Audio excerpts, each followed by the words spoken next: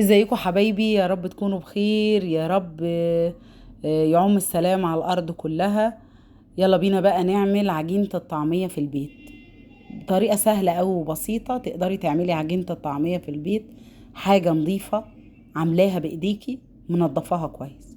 هنا معانا نص كيلو فول، نقعينه من قبلها بيوم في مية سخنة، وبصلاية، وحوالي 10 فصوص توم، وعندنا هنا كرات وكزبرة وبقدونس، مش بحط شبت. هنا بقى هنجيب المطحنة الغلبانة دي، حطينا فيها قرن فلفل، وهخرط فيها، وحطينا هم 10 فصوص توم. هقطع البصلاية عشان خاطر تمشي في المطحنة.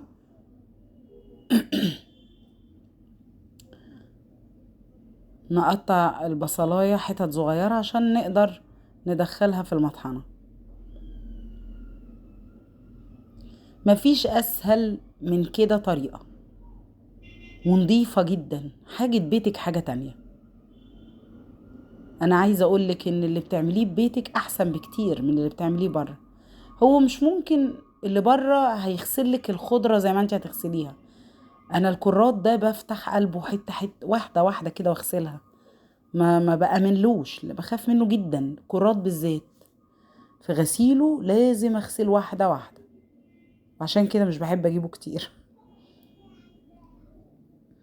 خلاص كده احنا قطعنا الكرات قطع كده عشوائية، يعني مش لازم تقطعيه صغير لان ده هيتفرم كله. فتقطعيه قطع عشوائية كده، مش لازم يكون كبيرة قوي.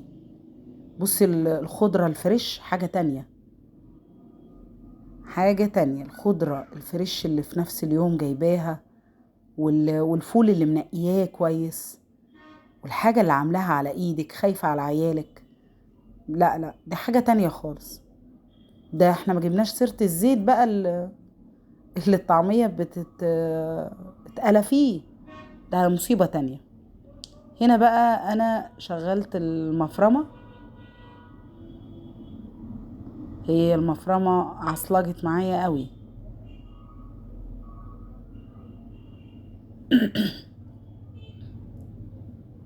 كده انا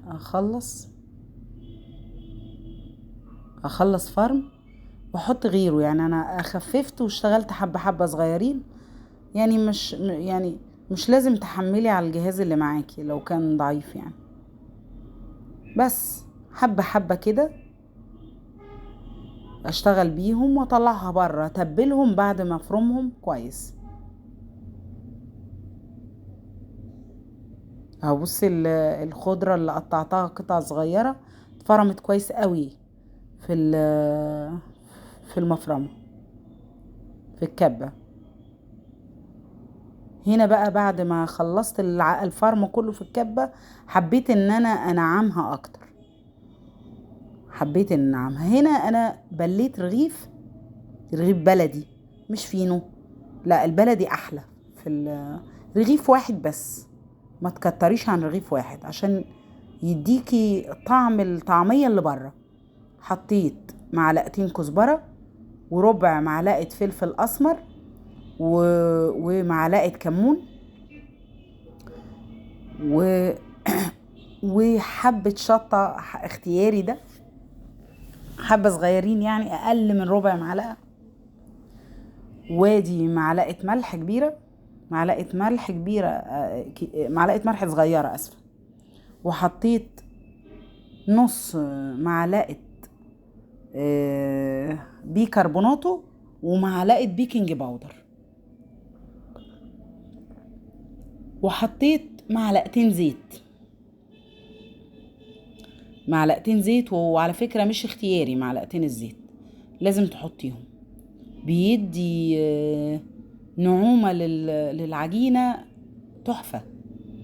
هبدأ بقى بالهاند بلندر اشتغل في ان انا اكمل المكونات، لان العجانة الكبة عملتها معايا ومرضتش تشتغل تاني. اهو ده البيكنج باودر، معلقة كبيرة هرمية. وهنا دي حبة ملح، لان انا لقيت العجينة محتاجة ملح.